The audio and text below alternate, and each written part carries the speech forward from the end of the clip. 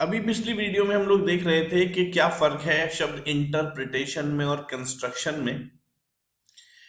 Normally तो word interpretation ही इस्तेमाल होता है, कंस्ट्रक्शन इस्तेमाल होता है सिनोनिम्स की तरह।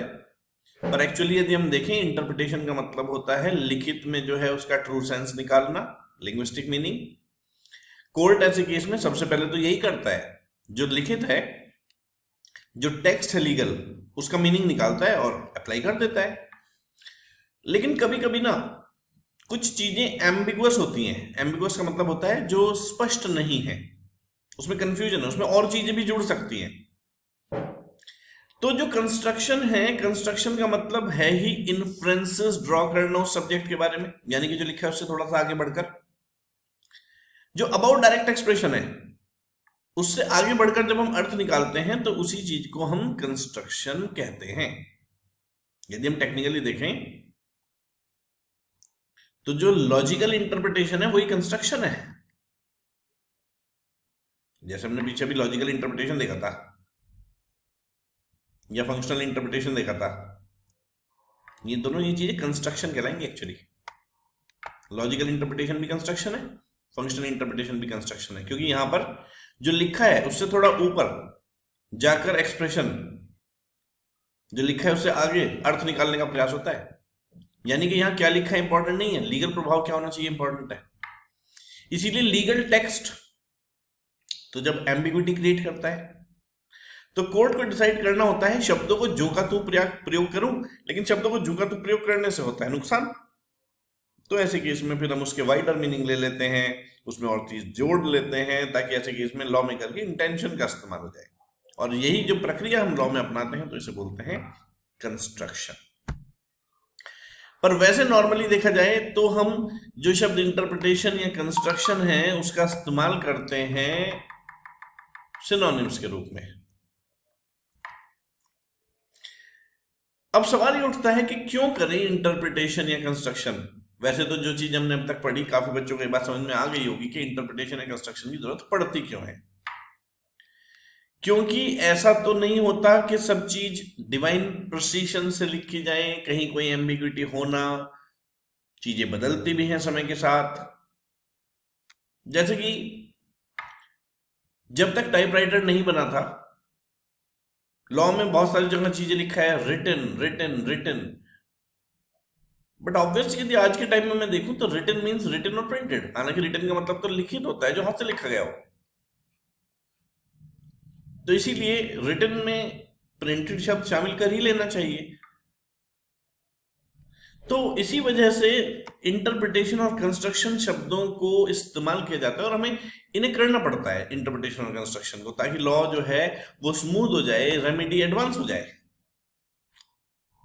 लिखा है, no doubt in modern times the enacted law are defined by legal experts, yet they are expressed in the language, and no language is so perfect as to leave no ambiguities.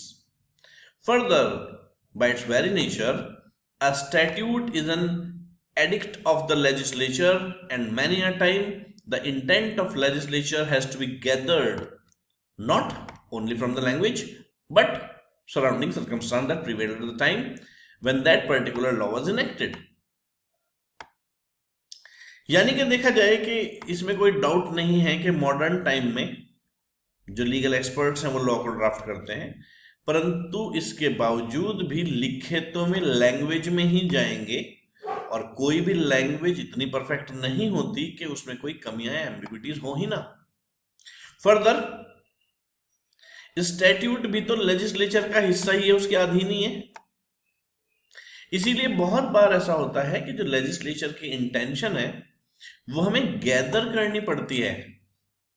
यानी कि जो लिखा है मात्र उससे समझ में नहीं आ रहा, हमें कुछ और भी आगे बढ़ना पड़ेगा। न केवल लैंग्वेज से बल्कि सराउंडिंग सर्कमस्टांस से हमें उसका अर्थ निकालना पड़ेगा। सराउंडिंग सर्कमस्टांस जो एग्जिस्ट करती थी उस समय, जिस समय लॉ लिखा गया था, और सराउंडिंग सर्कमस्टांस जो आज है, जिनमें परिवर्तन आ गया है, उसके अनुसार हमें लॉ को ढालना पड़ेगा।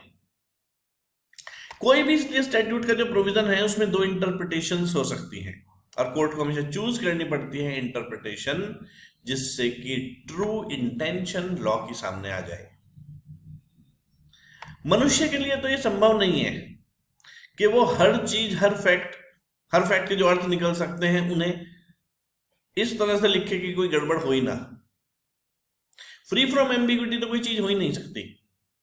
हो सकता है कि कोई 1000 पन्नों का डॉक्यूमेंट लिखा, उसमें से 999 पन्ने हो सकता है कि बिल्कुल सही हो, उनमें और कुछ एडिशन की संभावना ही ना हो, चीजें पढ़ के बिल्कुल समझ में आ रही हो, पर ऐसा तो होगा कि एक पन्ना ऐसा होगा जिसमें शायद कोई एक शब्द ऐसा हो।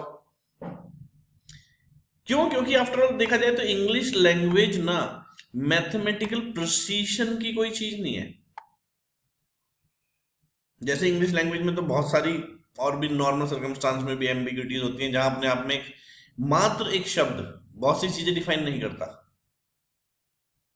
जैसे कई जगह तो शब्द के अर्थ अलग अलग हैं, स्पेलिंग भी सेम है। अब कई जगह यदि आप देखो तो सिंस का मतलब तब से और सिंस का मतलब क्योंकि। तो कई जगह तो किस शब्द का क्या अर्थ निकालना है इस बात पर डिपेंड करता है कि आसपास क्या शब्द लिखे हैं। तो इसी वजह से इंग्लिश लैंग्वेज क्योंकि मैथमेटिकल प्रिसीशन का इंस्ट्रूमेंट नहीं है, और हमारे यहाँ तो जितने भी स्टैट्यूट है सब इंग्लिश में लिखे हुए हैं। और वैसे भी जो ड्राफ्टमैन है, जो एक्ट्स को लिखता है पार्लियामेंट के, उसे भी क्रिटिसाइज करना गलत ही होगा। क्यों? क्योंकि इंग्लिश में ही तो लिख रहा है ना वो लैंग्वेज। अच्छा, ऐसा भी नहीं है कि लॉ में कोई एम्बिग्विटी है तो जज हैंड्स फोल्ड करके बैठ जाए और कहे जी ड्राफ्टमैन की गलती है, पहले दोबारा से जाओ पार्लियामेंट से लॉ लिखवाओ, उसे देखो कि वो क्या कह रहा है, तब मैं फैसला सुनाऊंगा ना। फिर तो जजेस का काम ही क्या था? यदि इतने डिवाइन प्रोसीजन से सब कुछ लिखी गई होती चीजें, तो ऐसे केस में सारी चीजें कंप्यूटर में फीड कर दी गई होती आज के समय में, और प्लेंटिफ और डिफेंडेंट दोनों अपने अपने जो प्रॉब्लम्स हैं और जो सबूत हैं वो सब डाल दिया करते, उसमें एंटर करते, फैसला आ जाता। पर ऐसा इसलिए नहीं हो सकता क्योंकि डिवाइन प्रोसीजन से चीजें लिखी नहीं जा सकती। क्योंकि डिवाइन प्रोसीजन से चीजें लिखी नहीं जा सकती, इसीलिए मात्र ड्राफ्टमैन को आप जो है ब्लेम नहीं कर सकते। जो जजेस हैं उन्हें जो लिखा है उसका रियल अर्थ निकालना ही पड़ेगा। ये constructive intellectual work after all है किसका? जज का, जो कि पार्लियामेंट की रियल इंटेंशन जानने का प्रयास करेगा, और उसे करना भी चाहिए। इसीलिए लिखा है he must set to work on the constructive task of finding the intention of parliament, and he must do this not only from the language of the statute but also from consideration of social conditions which gave rise to it and of the mischief which it was passed to remedy, and then he must supplement the written word so as to give life and force to the intention of the legislature. यानी कि जो law maker ने लिखा है, यदि वो बिल्कुल स्पष्ट है, उसमें कहीं कोई एम्बिग्विटी नहीं है, तो पढ़कर उसका अर्थ निकल ही रहा है। पर यदि कहीं एम्बिग्विटी आ जाती है, कोई उसमें होल ऐसा नजर आता है जिसे फिलअप किया जा सकता है, और तभी उसे रियल लाइफ रियल फोर्स मिलेगी, तो ये काम तो आफ्टर ऑल जजेस का ही है। और जजेस को ये करने के लिए बहुत सारी चीजों को देखना पड़ेगा। ये देखना पड़ेगा कि जिस समय वो लॉ लिखा गया था उस समय की सोशल कंडीशंस क्या थी, और वो एक शब्द के अंदर क्या क्या चीजें समाहित करना चाह रहा था, जो वो मात्र एक शब्द लिखकर नहीं कर पाया।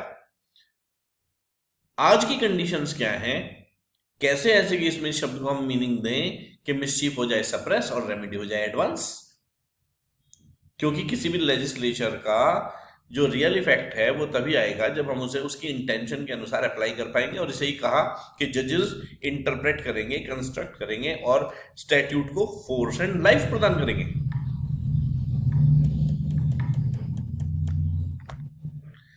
फिर बात आती है इंटरप्रिटेशन कैसे करते हैं। तो बहुत सारे एड्स हैं। एड्स का मतलब होता है जब कोई चीज हमें हेल्प करती है किसी चीज को करने में, तो उन्हें बोलते हैं एड।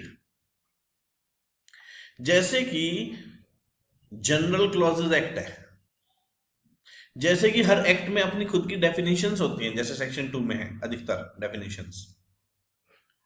तो ऐसे केस में जो स्टैट्यूटरी एड हैं वे तो हैं ही। किसी भी लॉ को समझने के लिए जो स्टैट्यूटरी एड्स हैं वो तो हैं ही, जैसे कि हर एक्ट की अपनी खुद की डेफिनेशंस।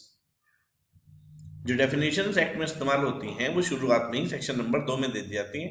इसीलिए सेक्शन नंबर 2 को कभी कभी हम जो है इंटरप्रिटेशन क्लॉज, या कभी कभी हम डेफिनेशनल क्लॉज के नाम से भी जानते हैं। और फिर ऐसे केस में उन शब्दों का वही अर्थ निकाला जाता है जो डेफिनेशन में लिखा है पूरे एक्ट के अंदर, जब तक कुछ और अलग कहीं ना दिया गया हो एक्ट में ही। और इसके अलावा जिन चीजों का एक जनरल चीजें हैं, जो जनरल वर्ड्स हैं और अलग से डेफिनेशंस नहीं भी दे रखी, उनकी बहुत सारी चीजों की डेफिनेशन जनरल क्लॉज एक्ट में दे रखी है ताकि वो लॉ पढ़ने में हेल्प हो जाए। तो यानी कि इंटरप्रिटेशन की जब हम प्रोसेस की बात करते हैं तो इंटरप्रिटेशन के प्रोसेस में कुछ है स्टैट्यूटरी एड्स, जैसे खुद की डेफिनेशंस, जैसे जनरल क्लॉज में एक्ट में दी गई डेफिनेशंस। जैसे कि अभी हम ऊपर ही वर्ड पढ़ रहे थे कि डॉक्यूमेंट शब्द है, डॉक्यूमेंट जनरल शब्द है, हर एक्ट में डॉक्यूमेंट शब्द को एक्सप्लेन नहीं किया गया उनकी डेफिनेशंस में, लेकिन वहां पर फिर जनरल क्लॉज एक्ट की डेफिनेशन अप्लाई हो जाती है। लेकिन कुछ नॉन स्टैट्यूटरी एड्स भी हैं।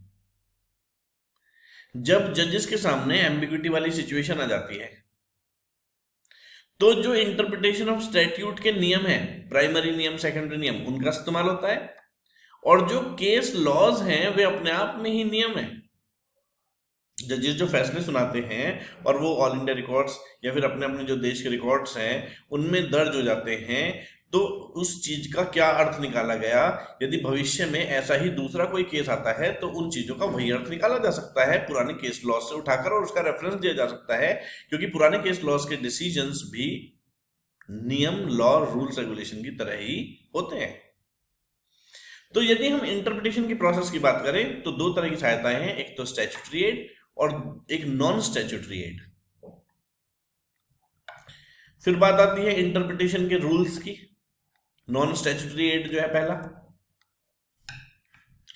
इन्हें दो हिस्सों में बांटा गया है। एक तो होते हैं प्राइमरी रूल्स, एक होते हैं सेकेंडरी रूल्स। प्राइमरी रूल्स जो हैं हमें गाइड करते हैं, और ऐसा नहीं है कि ये इनफ्लेक्सिबल है, ये भी फ्लेक्सिबल है। कौन सी सिचुएशन में कौन सा नियम लगना चाहिए जजेस खुद डिसाइड करते हैं, और वो सर्कमस्टांस और सिचुएशन पे डिपेंड करता है। प्राइमरी रूल में 6 पार्ट्स हैं। पहला है रूल ऑफ लिटरल कंस्ट्रक्शन, दूसरा है रूल ऑफ रीजनेबल कंस्ट्रक्शन, तीसरा है रूल ऑफ हार्मोनियस कंस्ट्रक्शन, चौथा है रूल ऑफ बेनिफिशियल कंस्ट्रक्शन, फिर पांचवा है रूल ऑफ एक्सेप्शनल कंस्ट्रक्शन, और छठा है रूल ऑफ एज्यूस्डम जेनरिस। इसके अलावा कुछ सेकेंडरी नियम भी हैं जो हम एक एक कर पढ़ेंगे। प्राइमरी रूल में सबसे पहला रूल ऑफ लिटरल कंस्ट्रक्शन है,